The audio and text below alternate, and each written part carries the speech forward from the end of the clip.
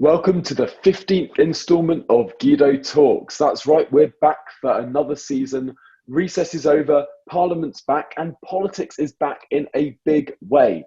So I'm joined once again by founder and editor of Guido Talks, Paul Staines, and reporter Christian Calgie. My name's Tom Harwood, and we're going to be going over the last week in politics, the last week in stories of Guido Talks, and chatting about all of the big stories. So without further ado, let's kick off with one of the large stories this week, and that was a resignation. Christian, can you talk us through this? We're all back at work, but one person who isn't is Jonathan Jones, who resigned as the government's legal advisor over the biggest row of the week, the internal market bill, which, as the government have admitted in the House of Commons, does technically break international law in a very specific and limited way. So Jonathan Jones quit over the that debate, and he is the sixth permanent secretary.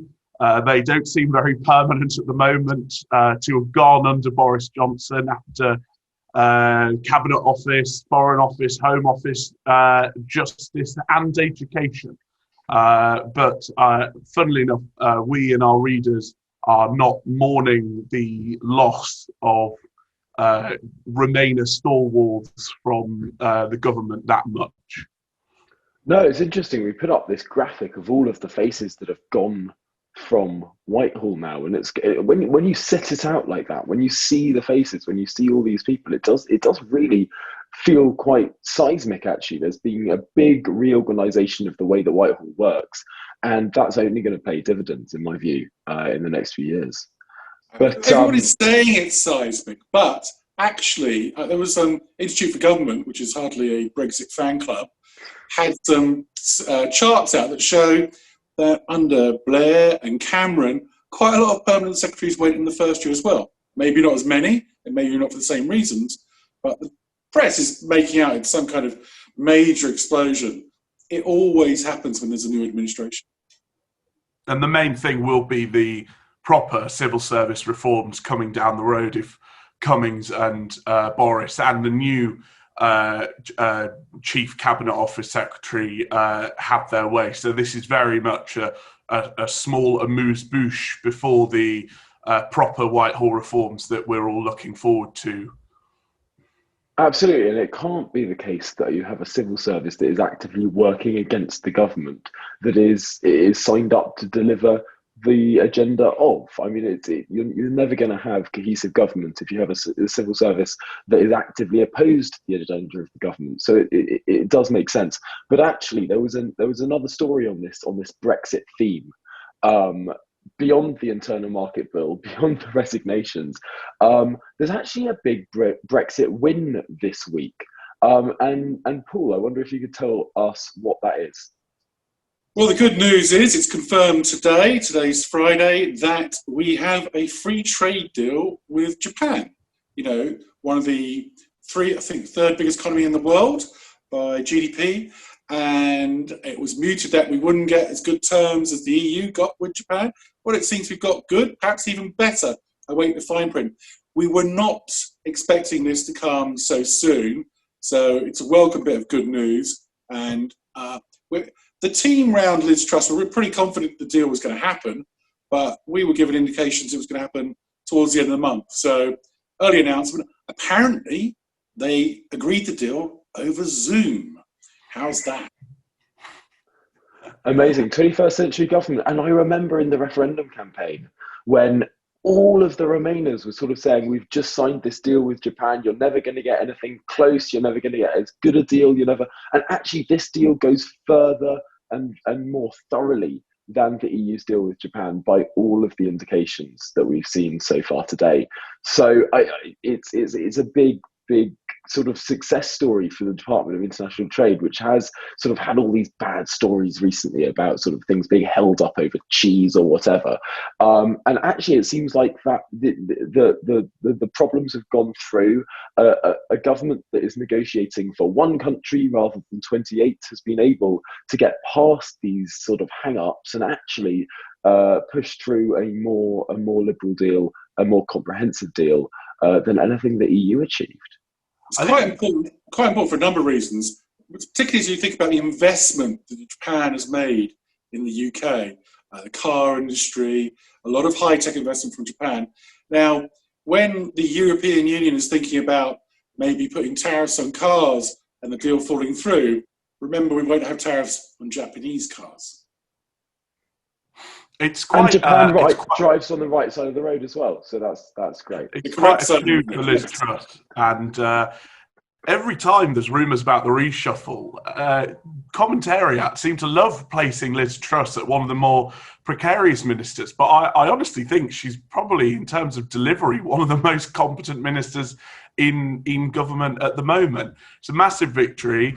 According to officials I was talking to this morning, the roadmap now is they wanted Japan, they want Australia, they then want the EU in the middle of October, and following that, they want rollover deals sorting with the EEA and Turkey, and that is sort of the roadmap for the rest of 2020. But they are working very diligently behind the scenes. I was told that they're now up to 70% rollover deals in terms of volume of trade, and in terms of countries, they are over the 50% mark now. So they really are steaming on with it. And as I said in the article this morning, Number 10 are really hoping that this gets the minds focused and gets the Brexit project back on the rails after the shaky week of PR they've had this week. And they have had a shaky week of PR this week because, of course, we've had the publication of the Internal Market Bill, which is that really controversial piece of legislation because it includes, it's a comprehensive piece of legislation because it includes lots of different elements to it, but one of them is a mechanism for maintaining unfettered trade within the countries of the United Kingdom in the event of a no-deal Brexit, giving ministers the power to ensure that there's unfettered trade between Great Britain and Northern Ireland in the event of a no-deal Brexit. And of course, some people argue, not least the Northern Ireland Secretary Brandon Lewis, that this is in contravention of international law. And so this is a very controversial piece of legislation, but one that the government seems to be sticking to. And it was very interesting seeing Michael Gove pop up in the airwaves on Thursday this week to slap down the EU's suggestion that the UK must sort of rewrite or ditch the bill in order to continue talks, and the government's simply not going to do that. Calgi, can you tell us a bit about this EU statement that came through on Thursday?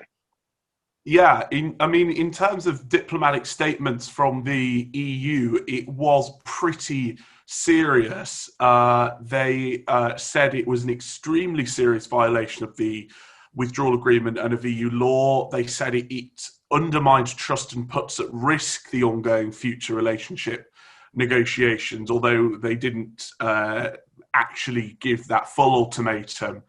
And said that the bill essentially has to be withdrawn, and they reminded the government of the legal obligations in the text, which essentially mean the EU could even sue the government. And we're now at this complete logjam where the EU is saying the bill has to be withdrawn, the government has said absolutely no chance, and now we've just got to try and work out sort of who blinks first. And speaking to people last night in government, there was not a minutiae of entertaining the idea of conceding to any of the EU's demands on this bill. So the government are being very bullish about it.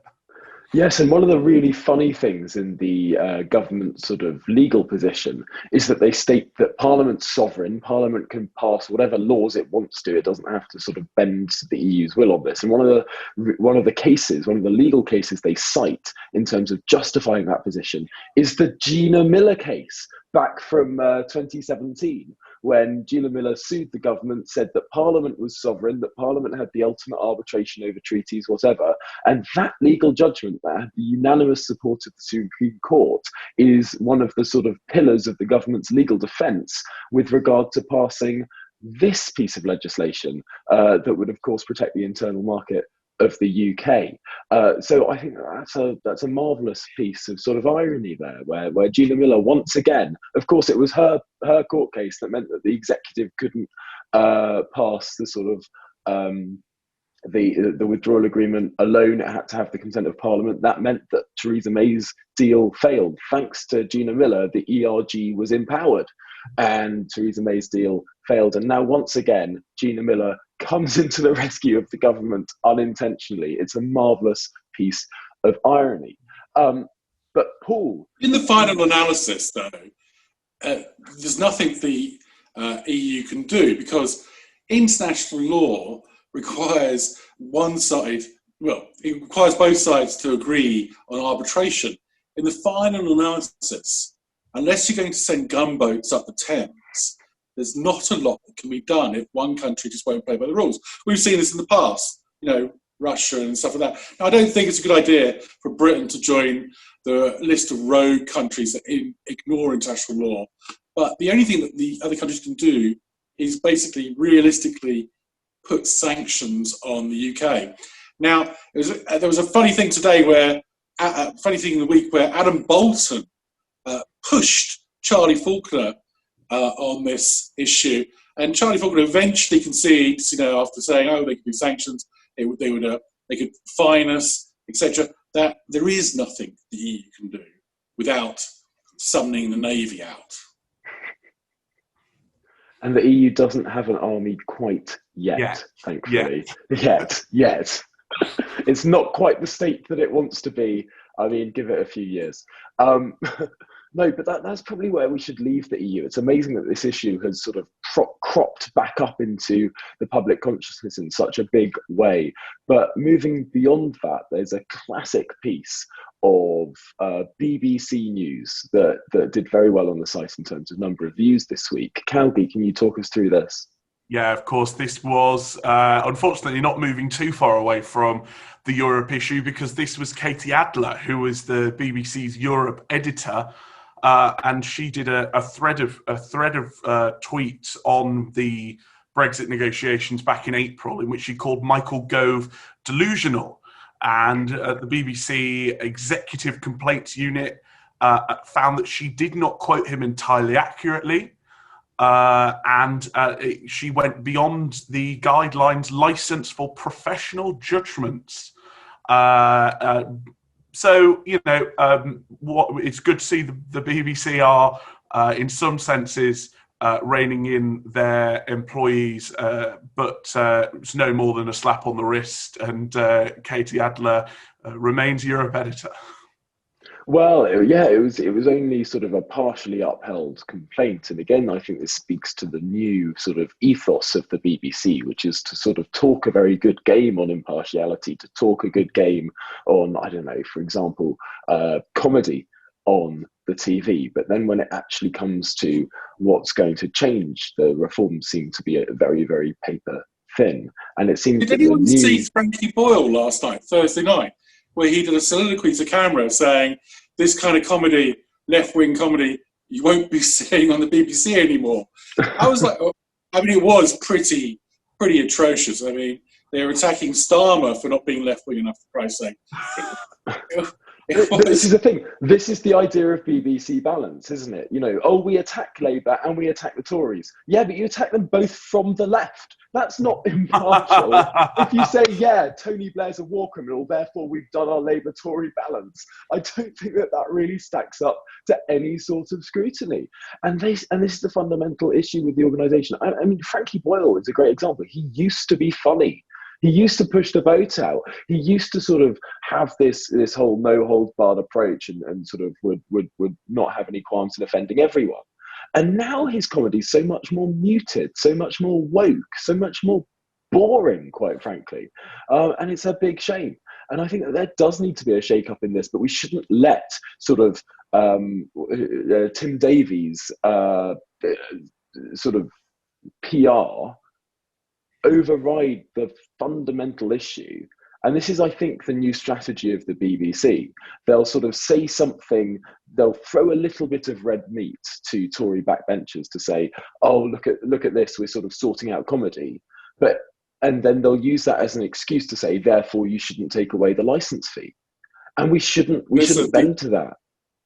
It would take quite a lot of red meat to placate me. I think Lewis Goodall's head on a silver plate would be required before I believe that they're going to sort their bias out, Frank.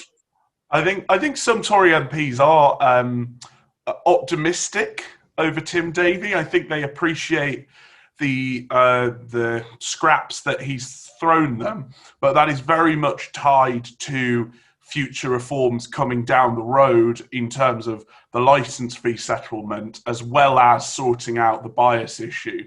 And I think essentially we might now be truly at a crunch point for the BBC where they have 4 or 5 years to really, really change things, turn things around, or they're beyond saving.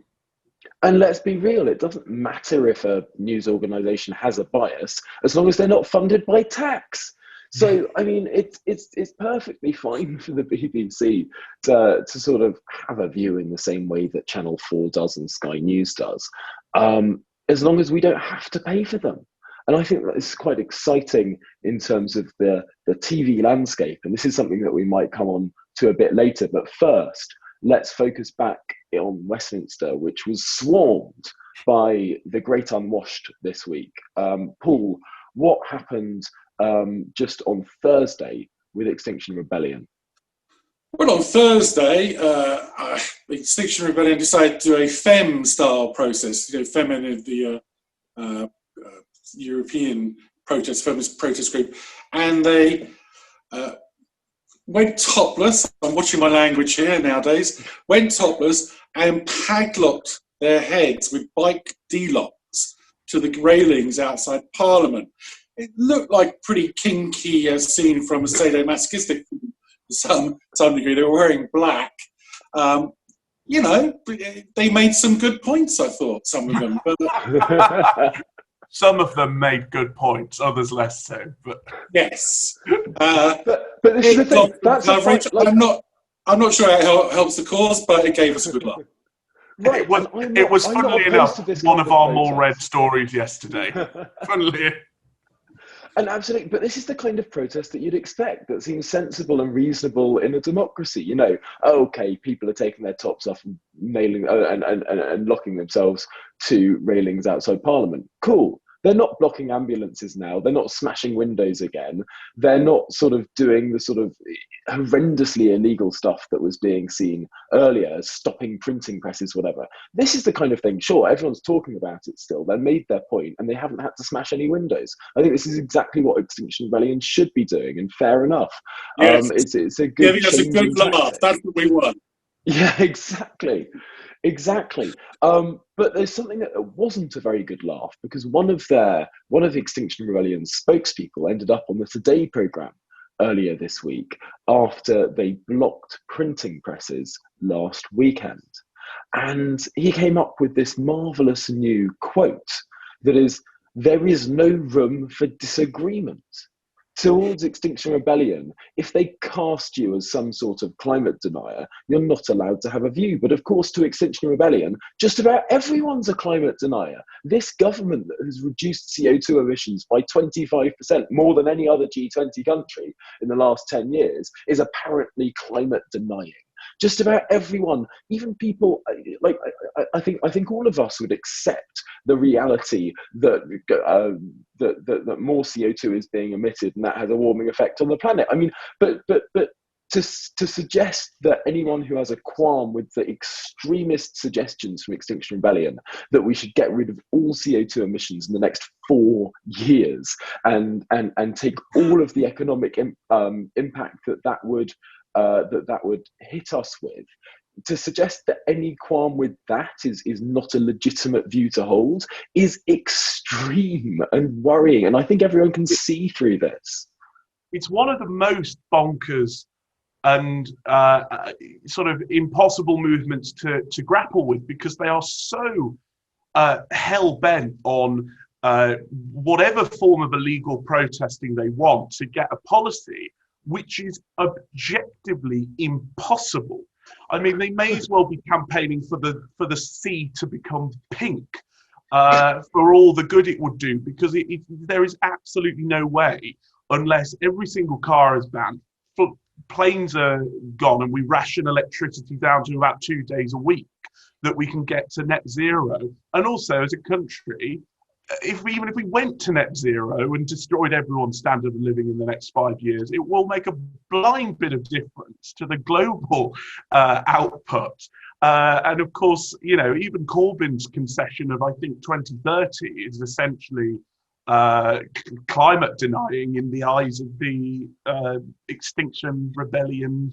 You know, climate exactly. They say listen to the scientists, and yet I don't think there's a single respected scientist who says that 2025 is in any way a reasonable projection for this sort of extreme decarbonification of the economy. I mean, it's just a ridiculous thing. And actually, there have been one or two people who've walked away from the movement because of this. There was the activist who went up against Andrew Neil a few months ago, Zion Lights, who's now become a nuclear lobbyist, saying, yes, Extinction Rebellion's demands of decarbonisation by 2025 are nonsense. And actually, if we want to get anywhere close to becoming a sort of net zero economy by 2050, we need to build a lot of nuclear power stations. That's a sensible solution. If Extinction Rebellion was saying that, I think that we'd have a lot more time for them, because that's actually proffering a solution rather than just saying,